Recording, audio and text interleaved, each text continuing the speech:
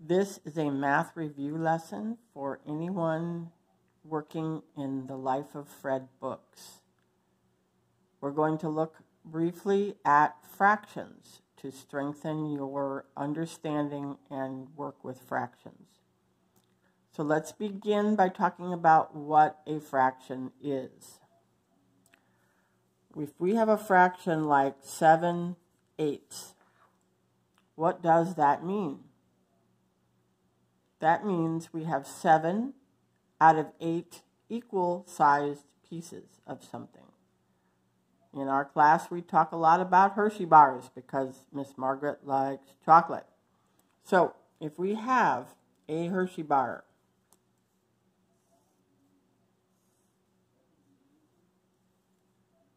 and we cut it into 8 equal-sized pieces,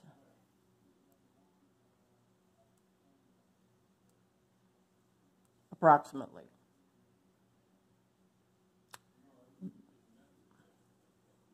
This would not be 8 equal-sized pieces. 1, 2, 3, 4, 5, 6, 7, and here's the 8th one, and it's mine. You would say, Miss Margaret, that's not fair. You got a bigger piece than I did. That's right, because I love chocolate. But those are not 8s. These right here are 8s, approximately. I'm not a very good artist. 8 equal-sized pieces. So if we have 7/8 of them, we would have 1, 2, 3, 4, 5, 6, 7 out of the 8 equal-sized pieces. Colored in there. Those are the ones I'm going to eat, and y'all can fight over the last one. That's what 7/8 means. So that you can hear the word eighth with a TH. So if you say, I ate 1/8 of the Boston cream pie. Yum. You ate 1 out of 8 equal-sized pieces. You know how you often cut a pie into 8s. I don't use pies when I do fractions because it's harder to draw equal-sized pieces of circles. But here's a pie.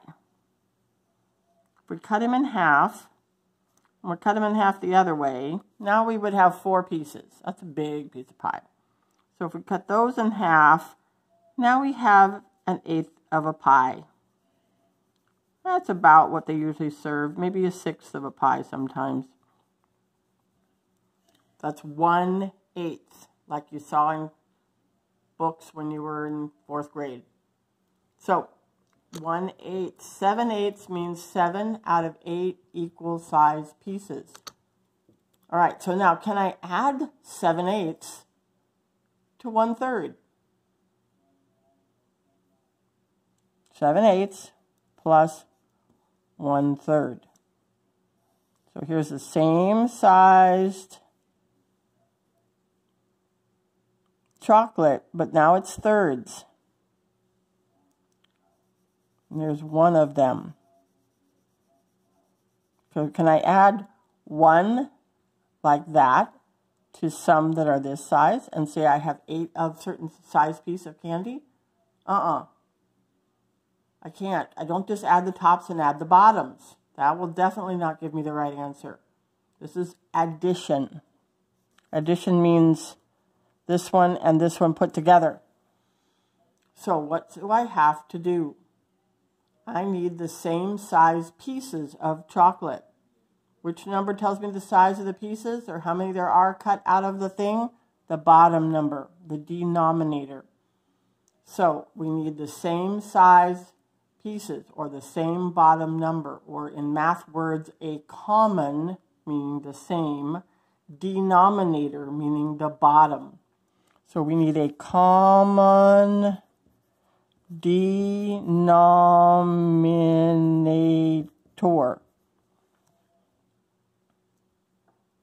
So what are we going to do? The easiest way is just to multiply the 2 bottom numbers together. That gives you the new bottom number. Because I'm looking for a number of pieces that I can cut my eighths up and I can cut my thirds up and end up with that many pieces. So if I cut my eighths, each of them into 3 pieces. Let's zoom in on this a little bit.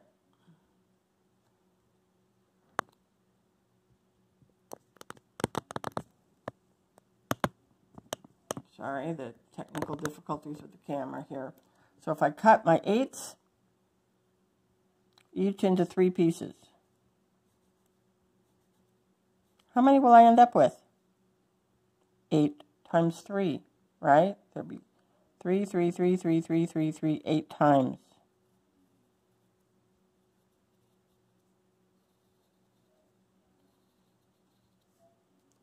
So now I have how many? 24. How many are colored in? All these. All but 3 of them. If I cut my thirds into 8 pieces, cut them in half, cut the halves in half, cut those in half, and we end up with 8. How many total? 8 times 3, 24 again. So that's why we just do 8 times 3. So our new bottom number is going to be, for both of these fractions, 24.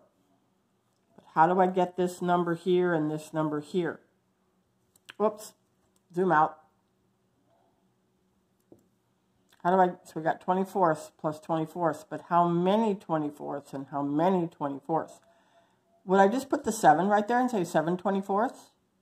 No, because that would just be 1, 2, 3, 4, 5, 6, and that one. Is that how many I have? No, I have all of these. All of these. The only ones I don't have are those 3 little white ones in the corner. So how do I figure out how many 24ths there are? Well, I had 7 eighths, and I cut every one of those eighths into 3 pieces.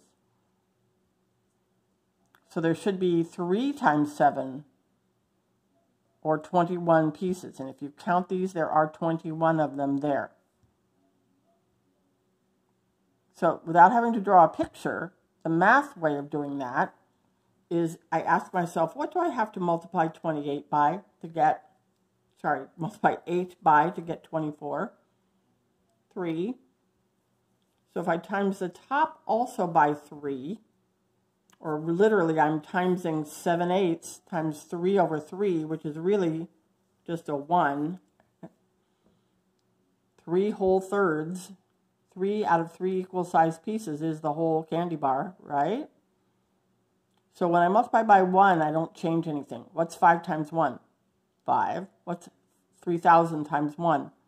3,000. Okay, so it doesn't change the number when you times by 1.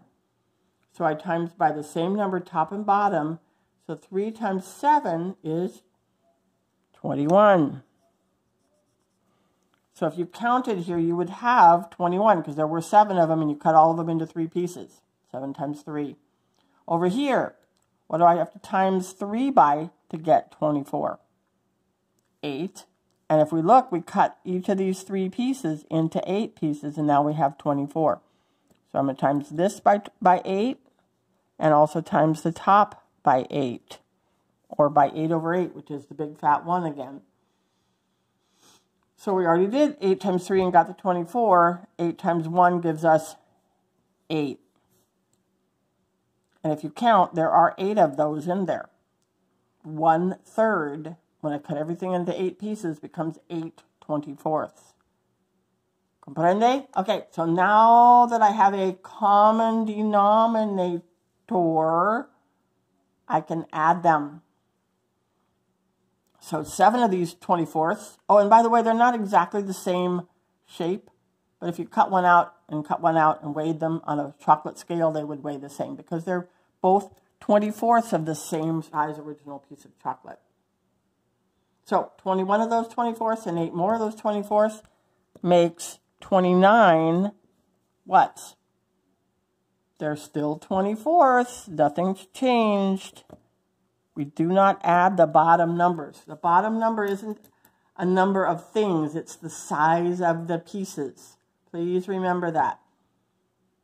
All right, so now you've got 29 24ths. So you've got more than a whole one, because how many 24ths are in a chocolate bar that's cut into 24 pieces? 24 of them. If you look at this one and you count, if you had the whole thing colored in, how many were going to be colored in? 24. You look at this one, there's 24 pieces. If I color them all in, there's 24. So there's 24 24ths in a whole chocolate bar.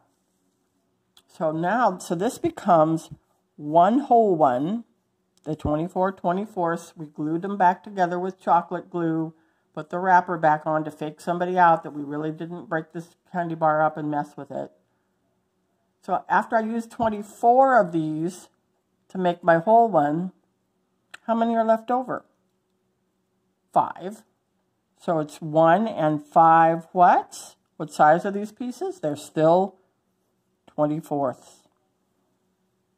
So this is a couple of things you've learned here. You've learned how to get a common denominator, or quote unquote the same bottom number.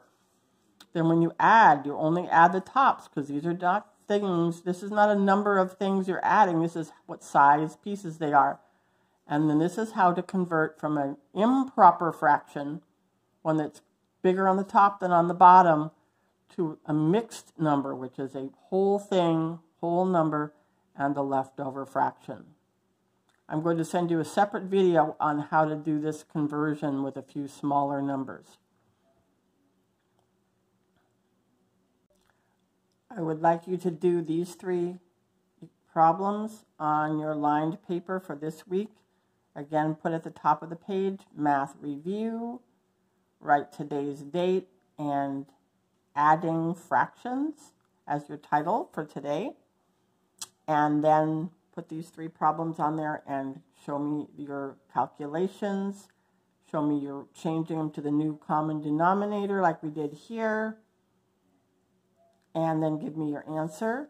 If they need to be converted from an improper fraction to a mixed number, do that. So they are not the right answer until you've done all those steps. Thank you.